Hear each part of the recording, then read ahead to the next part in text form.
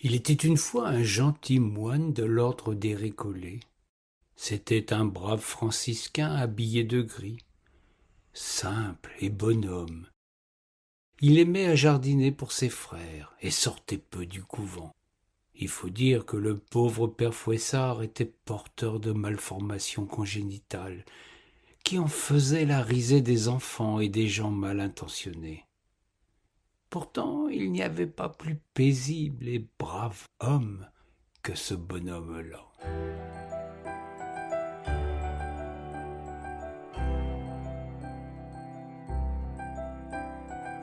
La vie est souvent injuste pour qui est affublé d'un bec de lièvre et d'une tache lie de vin sur le visage.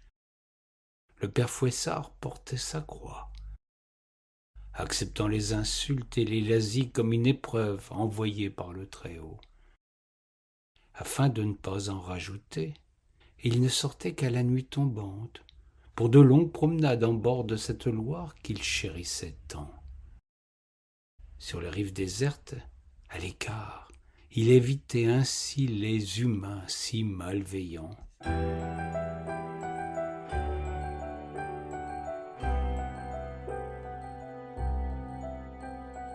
Le père Fouessard respectait les règles des Récollets. Il portait une longue barbe et son capuchon sur la tête. Ces détails accentuaient la peur qu'il pouvait inspirer, mais il n'en avait cure. C'était un homme doux et généreux, toujours disposé à rendre service à qui sollicitait son aide. Comme saint François, le fondateur de son ordre, c'est avec les animaux que s'exprimait le mieux sa bonté d'âme.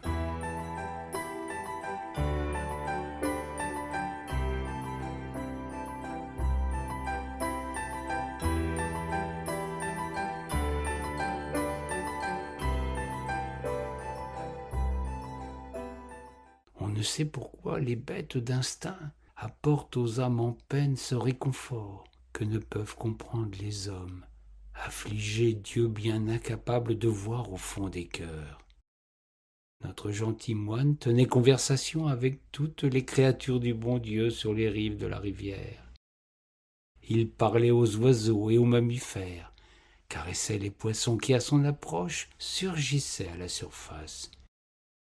Il préférait de loin cette immense et sage confrérie à celle plus impitoyable des méchants animaux debout sur leurs deux pattes arrière.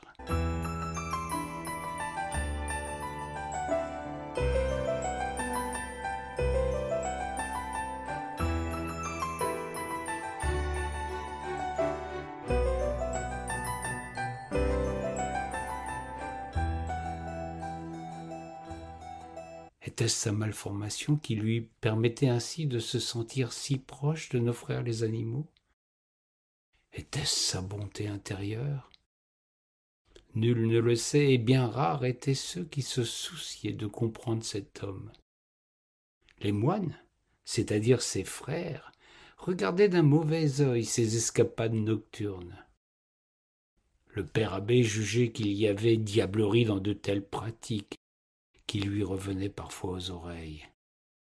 Même chez les hommes de Dieu, celui qui vit à l'envers des autres est montré du doigt.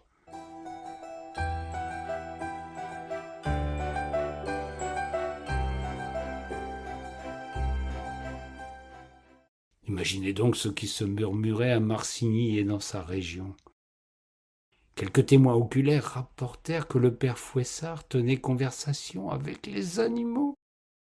Bien vite, une inquiétante rumeur circula et enfla.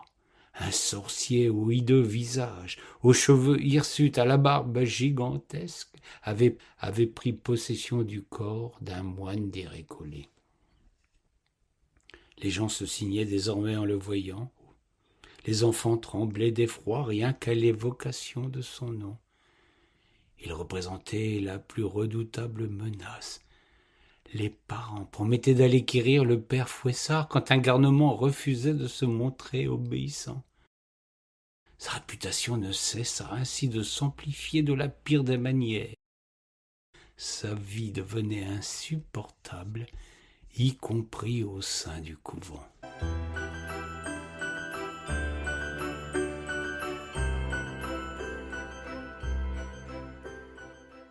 Au mois de décembre, lors de la fête de la Saint-Nicolas, célébrée à Marcigny comme dans toutes les villes du bord de Loire où le patron des mariniers était l'objet d'une pieuse dévotion, la foule des grands jours se pressait à la procession.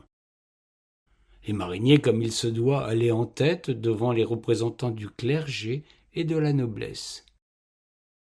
Seul le père Fouessard fut prié de ne pas participer à la fête.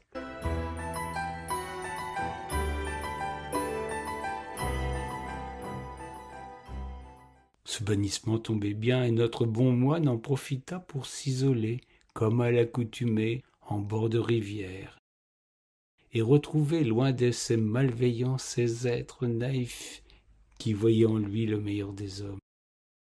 Que se passa-t-il alors ? Le bon père Fouessard, entouré de ses amis, se tenait dans une clairière. Le sol était boueux, en décembre il ne peut en être autrement, et notre moine allait nu-pieds. C'est alors qu'il glissa sans pouvoir se retenir et sombra bien vite dans des eaux tumultueuses et hostiles.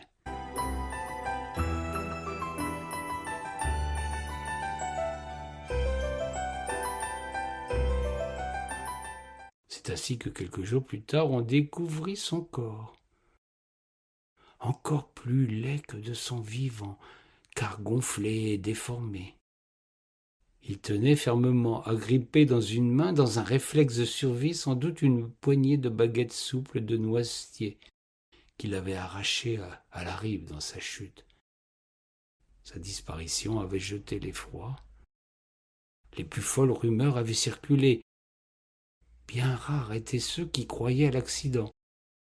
Le sorcier avait rejoint Lucifer, son maître, dans un geste de défi aux lois de Dieu.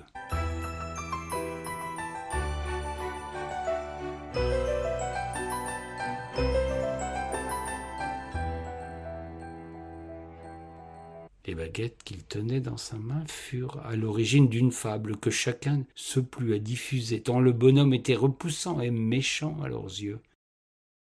Elles se firent martiner pour punir les enfants. Et le père Fouessard devint rapidement le père Fouettard, pour ne pas laisser reposer son âme. Il servit à menacer les enfants, effrayer les esprits simples. La légende l'associa bien vite au bon Saint-Nicolas, puisqu'il était mort au lieu de célébrer le bienheureux. On ne prête qu'aux riches, dit-on. Celui-ci pourtant était bien pauvre, et on lui prêta tant et si bien les plus noirs desseins que bientôt dans tout le pays et même dans les lointaines contrées de l'Est se répandit la légende du père Fouettard. Rien n'est pire dans ce monde que de n'être pas comme les autres. Le bon père Fouessard, mort de cette terrible loi, avait hérité ce qui est pire que tout, d'une éternité de douleur et de haine. Seuls les animaux, depuis cette date funeste entre toutes, se retrouvent en bord de Loire la nuit de la Saint-Nicolas, formant un cercle immense. Ils honorent le plus fidèle serviteur de saint François d'Assise. Jamais le petit peuple des bêtes ne manque ce rendez-vous. Et, transmis de génération en génération, se déroule ce rituel magnifique. Il faut avoir les yeux de la simplicité pour voir ce qui échappe aux méchants, comme pour croire à l'histoire que je viens de vous confier.